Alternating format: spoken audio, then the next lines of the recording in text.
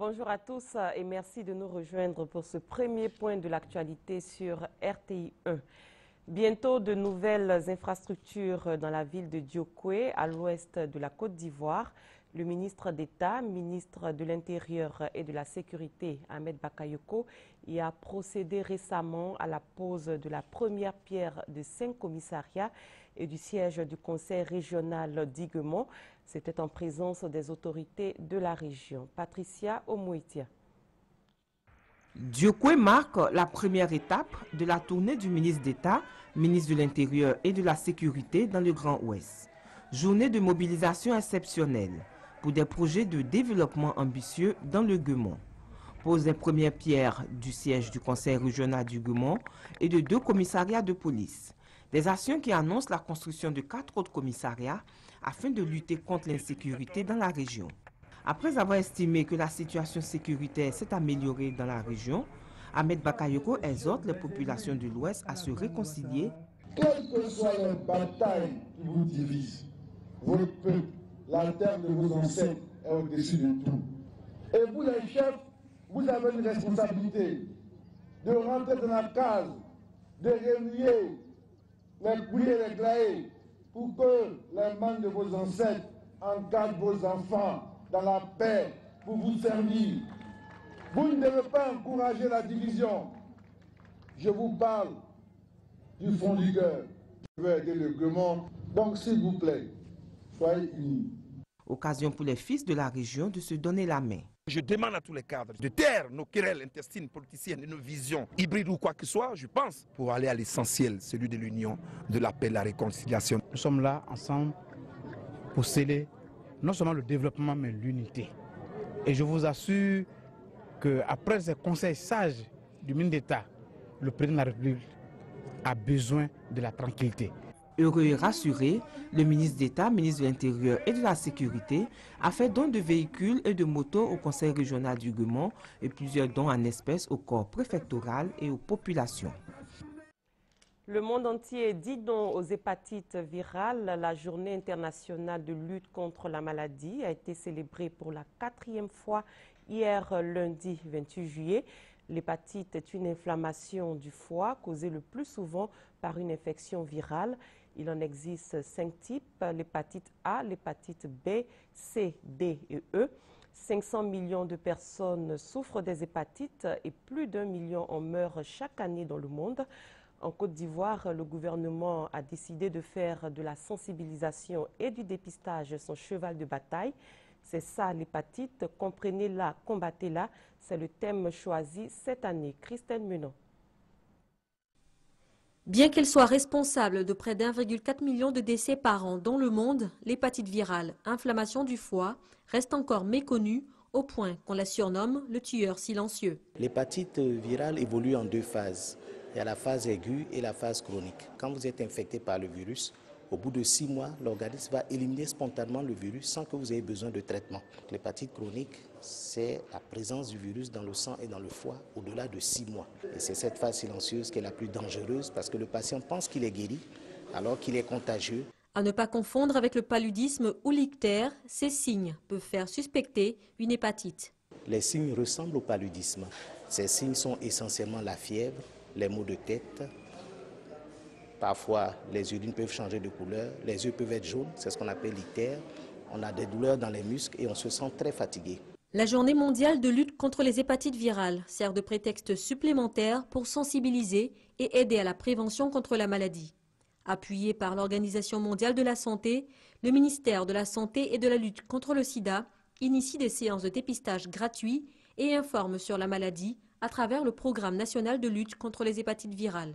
Après une longue période de temps sans traitement, le foie se dégrade progressivement. L'hépatite est dangereuse. Faites-vous dépister. On la connaît sous les formes A, B, C, D et E. L'hépatite virale plus fréquente sous sa forme B concerne 13 personnes sur 100 en Côte d'Ivoire, soit plus de 2,7 millions de personnes. Comme l'hépatite C, elle est mortelle et peut évoluer dans sa phase chronique vers une cirrhose ou un cancer du foie.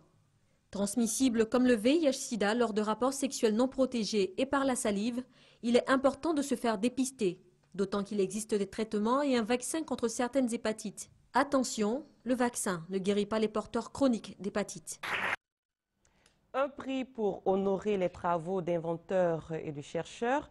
Il a été lancé récemment par le ministère de l'Enseignement supérieur et de la Recherche scientifique. Le prix de la recherche est désormais une institution. Pour l'édition 2014, des changements sont prévus. 10 éditions se sont déjà succédées. Nous restons avec Christelle Menant pour le compte-rendu. Le 20e étage de la Tour C, Abidjan Plateau, avait des allures de fête pour le lancement du prix de la recherche édition 2014. Volonté affichée par le ministère de l'Enseignement supérieur et de la Recherche scientifique de susciter davantage de mobilisation pour ce concours, institué par décret depuis 1995. Il y a encore tellement de domaines, tellement de défis, tellement d'enjeux qu'on ne peut pas dire les autres ont déjà tout trouvé, nous n'avons plus rien à trouver. Bien au contraire, nous avons notre rôle à jouer dans ce processus et dans cette compétition. Le prix de la recherche récompense les inventeurs et chercheurs dont les travaux achevés et publiés présentent un intérêt économique, social et culturel significatif pour la Côte d'Ivoire et la connaissance scientifique universelle. C'est aussi ce qui justifie la présence du ministre de l'Industrie et des Mines au lancement de ce prix. La recherche qui reste dans les tiroirs, ça ne sert à personne. La recherche, pour qu'elle soit utile, il faut qu'elle soit valorisée, c'est-à-dire qu'elle sorte du tiroir et qu'elle soit transformée, qu'elle contribue à la promotion du bien-être dans tous les secteurs.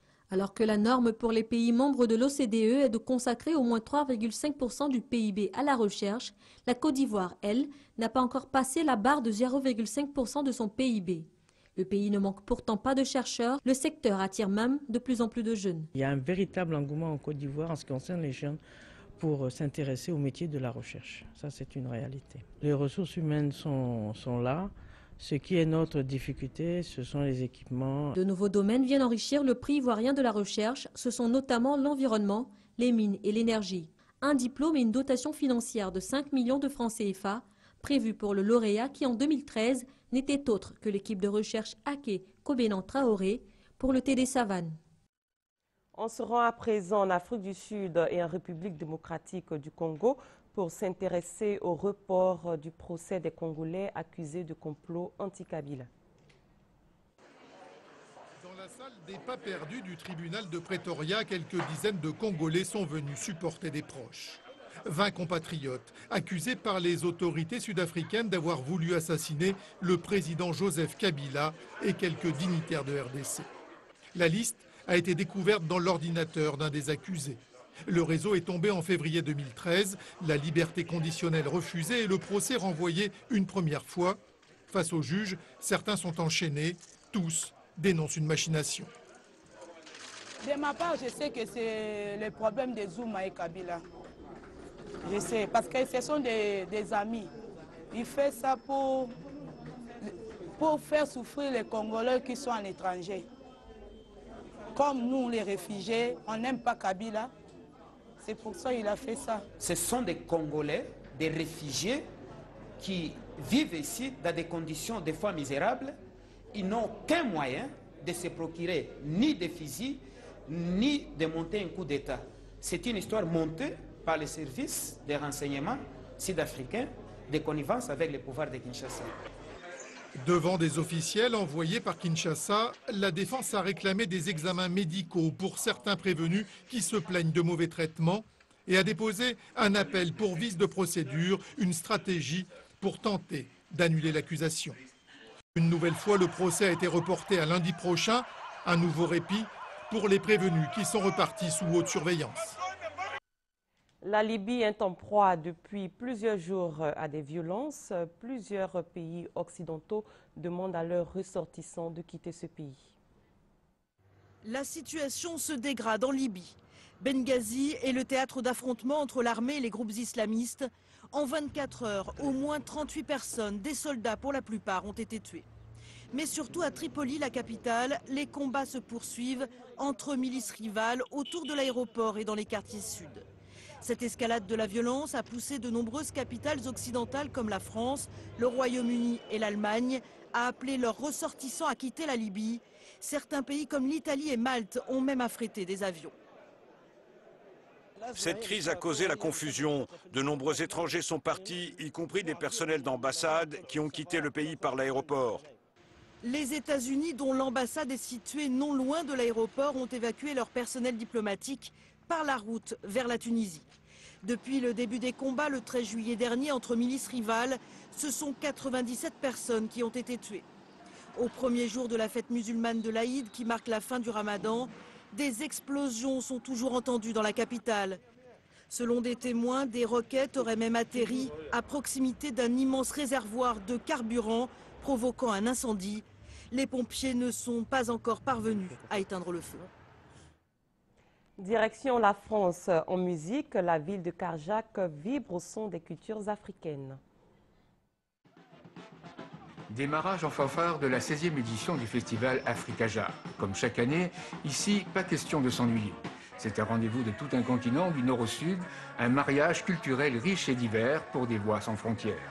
Un rendez-vous qui se conjugue à tous les âges. Ça donne envie de voyager, ça donne envie de partir, de connaître de nouveaux horizons. Ce qui est bien, c'est la mixité au niveau des cultures, toutes les origines au niveau de l'Afrique. Ouais. C'est vivant, ça me fait penser à l'Afrique. Une nouvelle fois, les organisateurs du festival s'efforcent d'accueillir et de donner la parole à la diversité de l'Afrique, une et multiple.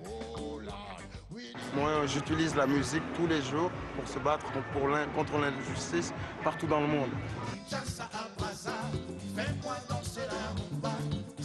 Obad ou Sérénade, le village de Kajar a vibré au son des cultures d'Afrique qui a donné une folle énergie à un public conquis.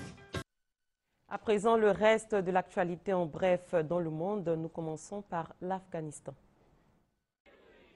Ignoble et inhumain. Des milliers d'Afghans ont exprimé dans la rue tout le mal qu'ils pensent des talibans. À Kaboul, la capitale, ces citoyens ont condamné les meurtres et les attaques terroristes en série de ces derniers mois. Dans le nord de l'Afghanistan, des centaines de personnes ont aussi manifesté. Selon les Nations Unies, plus de 1500 personnes ont été tuées depuis le début de l'année. La télévision vénézuélienne en a fait une édition spéciale. Hugo Carvajal, l'homme à la casquette blanche, est de retour au pays. Cet ancien général, accusé par Washington de trafic de drogue, a été arrêté il y a quelques jours à Aruba, une île néerlandaise des Caraïbes.